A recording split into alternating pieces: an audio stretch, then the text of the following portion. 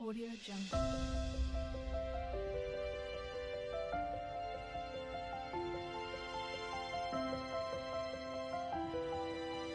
Audio Jungle. Om Shanti.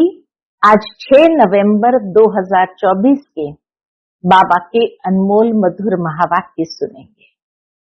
आज की मुरली में बाबा हम बच्चों को कहे, बाबा आए ही है हम बच्चों को हद और बेहद से पार ले जाने के लिए। हद सतयुग को कहा जो छोटी दुनिया है, और बेहद कलयुग माना जहां इतने करोड़ों लोग हैं। तो हद और बेहद दोनों दुनिया से बाबा हमें पार शांति धाम में ले जाते हैं। दूसरा बाबा कहे हद यानी ये देह, और बेहद माना देह की दुनिया का इतना विस्तार। इस हद और बेहद से भी बाबा हमें पार ले जाते हैं, अर्थात अशरीरी बना देते हैं।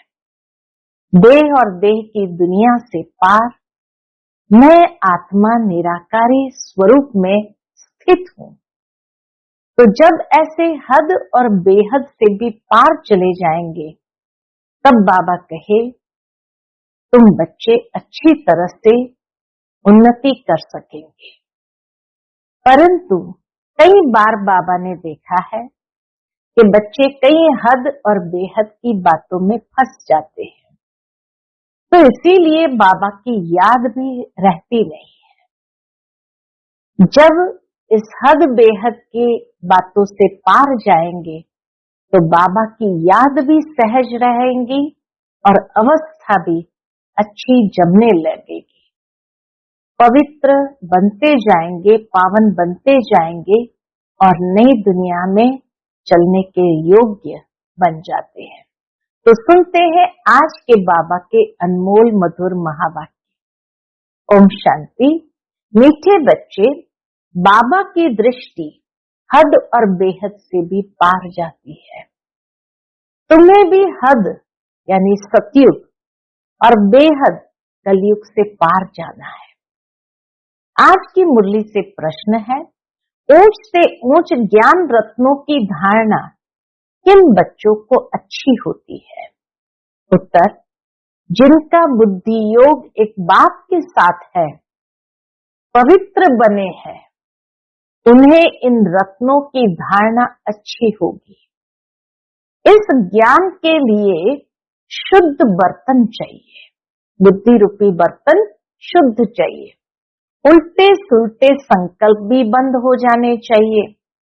बाप के साथ योग लगाते लगाते बर्तन सोना बने, तब रत्न ठहर सके। ओम शांति। मीठे मीठे रूहानी बच्चों को रूहानी बाप बैठ रोज रोज समझाते हैं। यह तो समझाया है बच्चों को ज्ञान, भक्ति और वैराग्य का यह सृष्टि चक्र बना हुआ है। ये सृष्टि चक्र बना है ज्ञान, भक्ति और वैराग्य। बुद्धि में यह ज्ञान रहना चाहिए।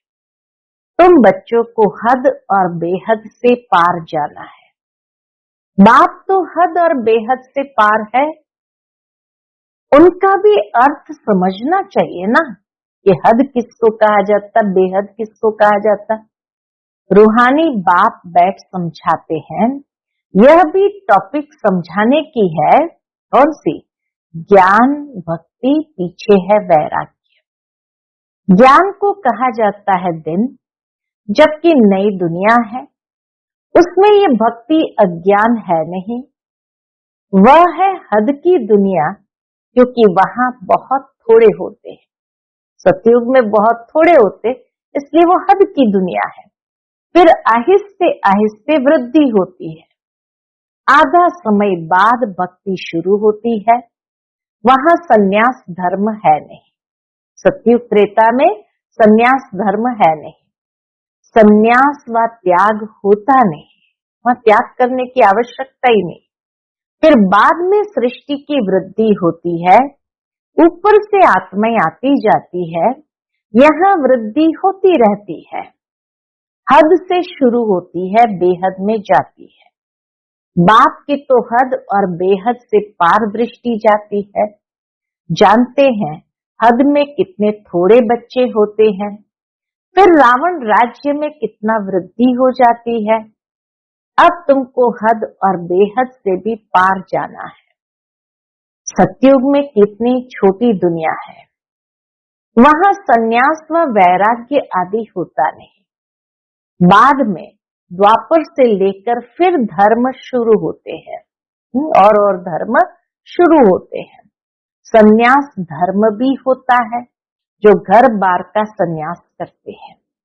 सबको जानना तो चाहिए ना, हर एक धर्म के विषय में बाबा कहे जानना तो चाहिए ना। उनको कहा जाता हठ योग और हद का संन्यास। सिर्फ घर बार छोड़ जंगल में जाते हैं। द्वापर से भक्ति शुरू होती है, ज्ञान तो होता ही नहीं। भक्ति में ज्ञान तो होता ही नहीं। ज्ञान माना सतयुग त्रेता सुख। जहां ज्ञान है वहां सुख है। तो बाबा कहे ज्ञान माना सतयुग त्रेता सुख, भक्ति माना अज्ञान और दुख। ये अच्छी रीति समझाना होता है, फिर दुख और सुख से पार जाना है। तो हद बेहद से पार माना सुख और दुख से भी पार जाना है। हद बेहद से पार। मनुष्य जांच करते हैं ना, कहां तक समुद्र है, आसमान है, बहुत कोशिश करते हैं, परंतु अंत पा नहीं सकते हैं। एरोप्लेन में जाते हैं, उसमें भी इतना तेल चाहिए ना, जो फिर वापस भी लौट सके। बहुत दूर तक जाते हैं, परंतु बेहद में जा नहीं सकते। हद तक ही जाएंगे, कोई भी हद तक ही जाएंगे। तुम तो हद बेहद से पार जाते हैं। दुनिया के मनुष्य कितना भी कोशिश करते हैं अंत पाने की, लेकिन फिर भी हद ही कहेंगे उसको, और वो हद तक भी पहुंच नहीं पाते। लेकिन हम बुद्धि से हद बेहद से पार जाते हैं। अभी तुम समझ सकते हो, पहले नई दुनिया में हद है, बहुत थोड़े मनुष्य होते हैं, उसको सतयुग कहा जाता है। तुम बच्चों को रचना के आदि मध्य अंत की भी नॉलेज होनी चाहिए ना। ये नॉलेज और कोई में है नहीं। तुमको समझाने वाला बाप है, जो बाप हद और बेहद से पार है, और कोई समझा न सके।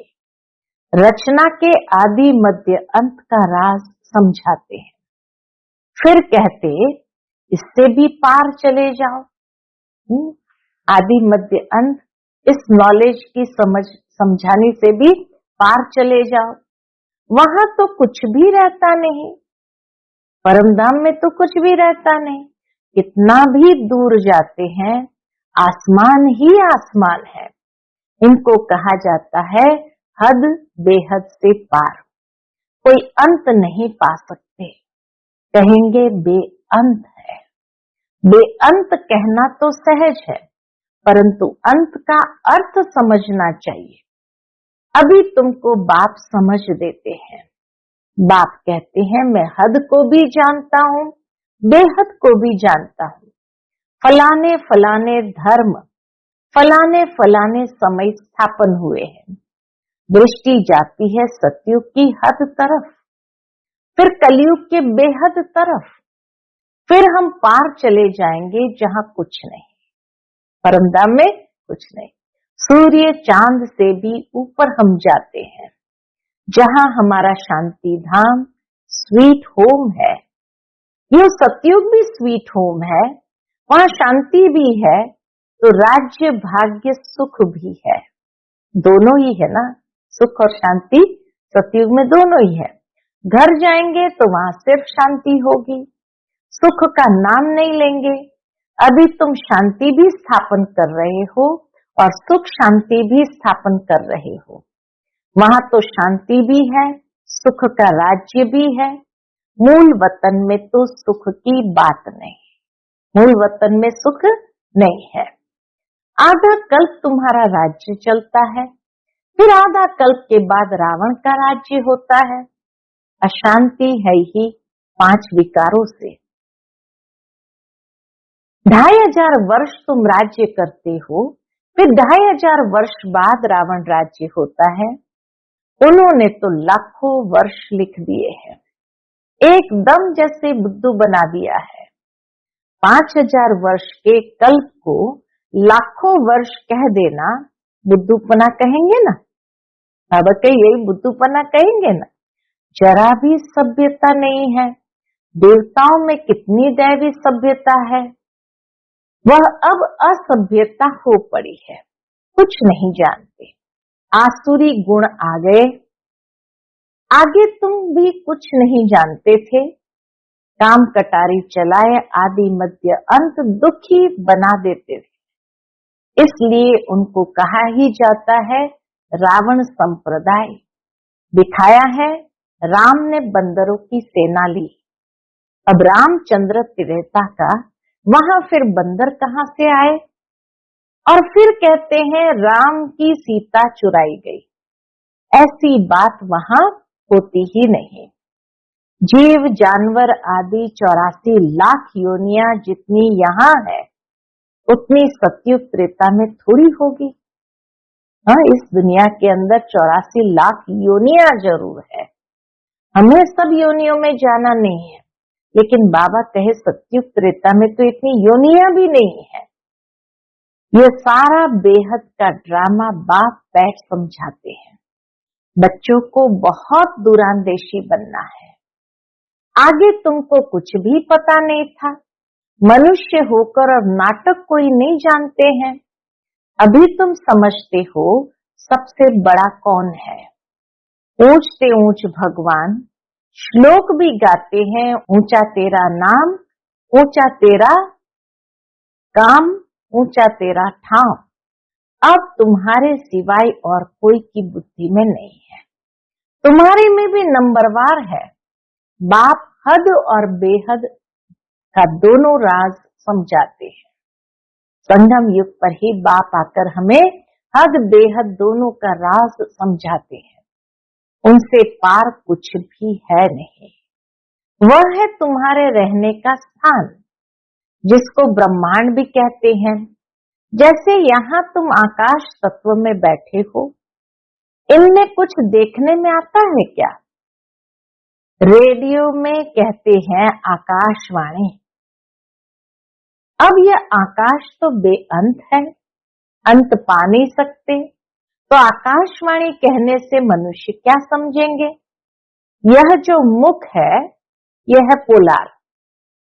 तो मुख से वाणी यानी आवाज निकलती है, यह तो कॉमन बात है। मुख से आवाज निकलना, जिसको आकाशवाणी कहा जाता है। बाप को भी आकाश द्वारा वाणी चलानी पड़े, मुख के द्वारा ही बाबा को भी वाणी चलानी पड़े। तुम बच्चों को अपना भी राज सारा बताया है। शिव बाबा ने आकर खाली आत्मा का राज नहीं बताया, परमात्मा का भी सारा राज, अपना भी राज बताया है। तुमको निश्चय होता है बहुत सहज। जैसे हम आत्मा है, वैसे बाप भी परमात्मा है। ऊंच से ऊंच आत्मा है ना, सबको अपना अपना पार्ट मिला हुआ है। सबसे ऊंच से ऊंच भगवान, फिर प्रवृत्ति मार्ग का युगल मेरु, फिर नंबरवार माला देखो कितनी थोड़ी है, फिर सृष्टि बढ़ते बढ़ते कितनी बड़ी हो जाती है। कितने करोड़ दानों अर्थात आत्माओं की माला है। यह सब है पढ़ाई। बाप जो समझाते हैं, उनको अच्छी रीति बुद्धि में धारण करो। झाड़ की डिटेल तो तुम सुनते रहते हो। बीज ऊपर में है, ये वैरायटी झाड़ है, इनकी आयु कितनी है? झाड़ वृद्धि को पाता रहता है, तो सारा दिन बुद्धि में यही रहे। इस सृष्टि रूपी कल्प वृक्ष की आयु बिल्कुल एक्यूरेट है। 5000 वर्ष से 1 सेकंड का भी फर्क नहीं पड़ सकता है। तुम बच्चों की बुद्धि में अब कितनी नॉलेज है, जो अच्छे मजबूत है, ज्ञान से ही तो मजबूती आती है, मजबूत तब होंगे जब पवित्र हो। ज्ञान की धारणा करके आत्मा जैसे जैसे पवित्र बनेगी तो मजबूती भी आएगी। इस नॉलेज की धारणा करने के लिए सोने का बर्तन चाहिए। फिर ऐसा सहज हो जाएगा जैसे बाबा के लिए सहज है। फिर तुमको भी कहेंगे मास्टर नॉलेजफुल। फिर नंबरवार पुरुषार्थ अनुसार माला का दाना बन जाएंगे। ऐसी ऐसी बातें बाबा बिगर कोई समझा न सके। यह आत्मा भी समझा रही है, ब्रह्मा बाबा की आत्मा भी समझा रही है। बाप भी इस तन द्वारा ही समझाते हैं, न कि देवताओं के शरीर से। बाप एक ही बार आकर गुरु बनते हैं, फिर भी बाप को ही पाठ बजाना है। 5000 वर्ष बाद आकर पाठ बजाएंगे। बाप समझाते हैं, ऊंच से ऊंच मैं हूं। फिर है मेरुदान, जो आदि में महाराजा महारानी है, वह फिर जाकर अंत में आदि देव आदि देवी बनेंगे। ये सारा ज्ञान तुम्हारी बुद्धि में है। तुम कहां भी समझाओ तो वंडर खाएंगे। यह तो ठीक बताते हैं, मनुष्य सृष्टि का बीज रूप ही नॉलेजफुल है। उनके बिगर और कोई नॉलेज दे नहीं सकते। यह सब बातें धारण करनी है, परंतु बच्चों को धारणा होती नहीं है बहुत सिंपल, कोई मुश्किलात नहीं है। एक तो याद की यात्रा चाहिए, इसमें एक तो याद की यात्रा चाहिए, जो फिर पवित्र बर्तन में रत्न ठहरे। यह ऊंच से ऊंच रत्न है। बाबा तो जौहरी था, बहुत अच्छा हीरा माणिक आदि आता था तो चांदी की डिब्बी में टुपूस आदि में अच्छी रीति रखते थे। जो कोई भी देखे तो कहेंगे ये तो बड़ी फर्स्ट क्लास चीज है। यह भी ऐसे है, ज्ञान रत्न एक एक रत्न भी ऐसे है। अच्छी चीज अच्छे बर्तन में शोभती है। बाबा कितना अनुभवी था, जो एक एक अच्छे अच्छे जो रत्न आते थे उसको चांदी की डब्बी में कपूस में डाल करके रखते थे। तो बाबा कहे अच्छी चीज अच्छे बर्तन में शोभती है। तुम्हारे कान सुनते हैं, उनमें धारणा होती है। पवित्र होगा, बुद्धि योग बाप से होगा तो धारणा अच्छी होगी, नहीं तो सब निकल जाएगा। आत्मा भी है कितनी छोटी, उनमें कितना ज्ञान भरा हुआ है। कितना अच्छा शुद्ध बर्तन चाहिए। कोई संकल्प भी न उठे। जो बाबा बातें समझाते हैं, इसको समझने के लिए बाबा कहे कोई संकल्प भी न उठे। उल्टे सुलटे संकल्प सब बंद हो जाने चाहिए। सब तरफ से बुद्धि योग हटाना है। मेरे साथ योग लगाते लगाते बर्तन सोना बना दो तो रत्न ठहर सके। तो दूसरों को दान करते रहेंगे। भारत जो महादानी माना जाता है, भारत को महादानी माना जाता है, वह धन दान तो बहुत करते हैं, परंतु यह है अविनाशी ज्ञान रत्नों का दान। देह सहित जो कुछ भी है वह सब छोड़कर एक के साथ बुद्धि का योग रहे। हम तो बाप के हैं, इसमें ही मेहनत लगती है। एम ऑब्जेक्ट तो बाप बता देते हैं, पुरुषार्थ करना बच्चों का काम है। अब ही इतना उच्च पद पा सकेंगे। कोई भी उल्टा सुल्टा संकल्प व विकल्प न आए। बाप ही नॉलेज का सागर हद बेहद से पार है। सब बैठ समझाते हैं, तुम समझते हो। बाबा हमको देखते हैं, परंतु हम तो हद बेहद से पार ऊपर चला जाता हूं। मैं रहने वाला भी वहां का हूं। जो बाबा कहे मैं रहने वाला भी वहां का हूं। तुम भी हद बेहद से पार चले जाओ। संकल्प विकल्प कुछ भी ना आए, इसमें मेहनत चाहिए। गृहस्थ व्यवहार में रहते कमल फूल समान बनना है। अत कारडे दिल यारडे। गृहस्थी तो बहुत है, गृहस्थी जितना उठाते हैं उतना घर में रहने वाले बच्चे नहीं। सेंटर चलाने वाले, मुरली चलाने वाले भी नापास हो जाते हैं और पढ़ने वाले ऊंच चले जाते हैं। आगे तुमको सब मालूम पड़ता जाएगा। बाबा कहे आगे चलते तुमको सब मालूम पड़ता जाएगा। बाबा बिल्कुल ठीक बताते हैं। हमको जो पढ़ाते थे उनको माया खा गई। बाबा जो पढ़ाते थे उनको माया खा गई। महारथी को माया एकदम हप कर गई, है ही नहीं। आज वो आत्माएं है नहीं, मायावी ट्रेटर बन जाते हैं। विलायत में भी ट्रेटर बन पड़ते हैं ना, कहां कहां जाकर शरण लेते हैं। जो पावरफुल होते हैं उस तरफ चले जाते हैं। इस समय तो मौत सामने है ना, तो बहुत ताकत वाले पास जाएंगे। अभी तुम समझते हो बाप ही पावरफुल है, बाप है सर्वशक्तिमान। हमको सिखलाते सिखलाते सारे विश्व का मालिक बना देते हैं। वहां सब कुछ मिल जाता है, कोई अप्राप्त वस्तु नहीं होती जिसकी प्राप्ति के लिए हम पुरुषार्थ करें। वहां कोई ऐसी चीज होती नहीं जो तुम्हारे पास न हो। सो भी नंबरवार पुरुषार्थ अनुसार पद पाते हैं। बाप बिगर ऐसी बातें कोई नहीं जानते, सब है पुजारी। बल बड़े बड़े शंकराचार्य आदि है, बाबा उन्हों की महिमा भी सुनाते हैं। पहले पवित्रता की ताकत से भारत को बहुत अच्छा हमारे निमित्त बनते हैं। सो भी जब सतो प्रधान होते हैं, अभी तो तमो प्रधान है, उनमें क्या ताकत रखी है। अभी तुम जो पुजारी थे तो फिर पूज्य बनने का पुरुषार्थ कर रहे हो। अभी तुम्हारी बुद्धि में सारा ज्ञान है, बुद्धि में धारणा रहे और तुम समझाते रहो। बाप को भी याद करो, बाप ही सारे झाड़ का राज समझाते हैं। बच्चों को मीठा भी ऐसा बनना है ना, बाबा कहे बच्चों को मीठा भी ऐसा बनने का है ना। युद्ध है ना, माया के तूफान भी बहुत आते हैं, सब सहन करना पड़ता है। बाबा जानता है बच्चों को सब सहन करना पड़ता है। बाप की याद में रहने से तूफान सब चले जाएंगे। हातिम ताई का खेल बताते हैं ना, मुलारा डालते थे, माया चली जाती थी। मुलारा निकालने से ही माया आ जाती थी।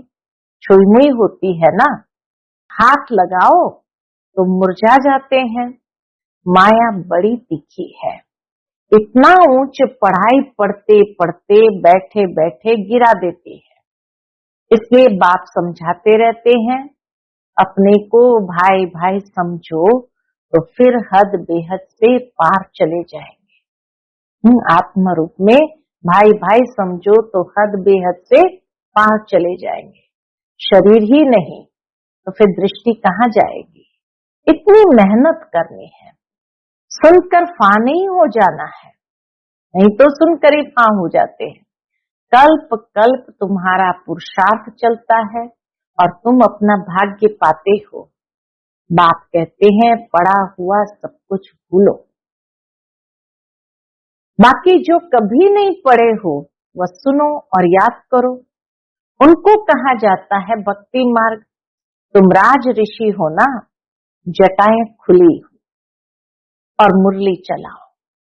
साधु संत आदि जो सुनाते हैं वह सब है मनुष्य की मुरली।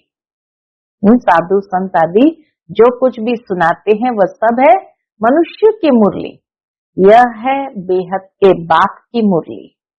सतयुग त्रेता में तो ज्ञान के मुरली की दरकार ही नहीं, वहां न ज्ञान की न भक्ति की दरकार है। ये ज्ञान तुमको मिलता है संगम युग पर और बाप ही देने वाला है। अच्छा, मीठे मीठे सिकिलते बच्चों प्रति माता पिता बाप दादा का याद प्यार और गुड मॉर्निंग। रूहानी बाप की रूहानी बच्चों को नमस्ते। हम सब रूहानी बच्चों की रूहानी माता पिता बाप दादा को याद प्यार, गुड मॉर्निंग और नमस्ते। नमस्ते, शुक्रिया बाबा, शुक्रिया। आज की मुरली से धारणा के लिए मुख्य सार है। पहली पॉइंट, बुद्धि में ज्ञान रत्नों को धारण कर दान करना है। हद बेहद से पार ऐसी स्थिति में रहना है जो कभी भी उल्टा सुल्टा संकल्प व विकल्प न आए। हम आत्मा भाई भाई है, यही स्मृति रहे। दूसरी पॉइंट, माया के तूफानों से बचने के लिए क्या करो? मुख में बाप की याद का मुलहरा डाल देना है।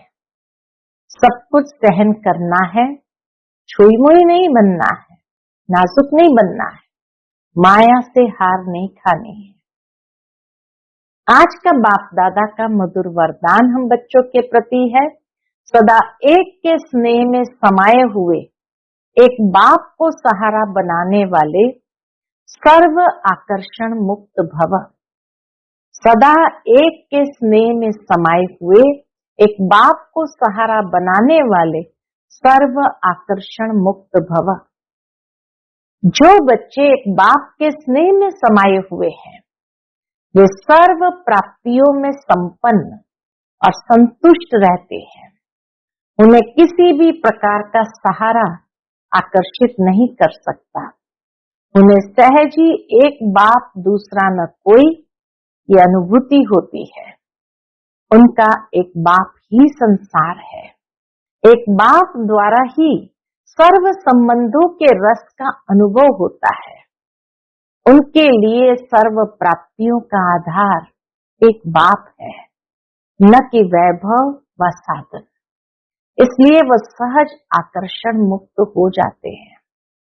आज का स्लोगन है, प्रकृति को पावन बनाना है तो संपूर्ण लगाव मुक्त बनो।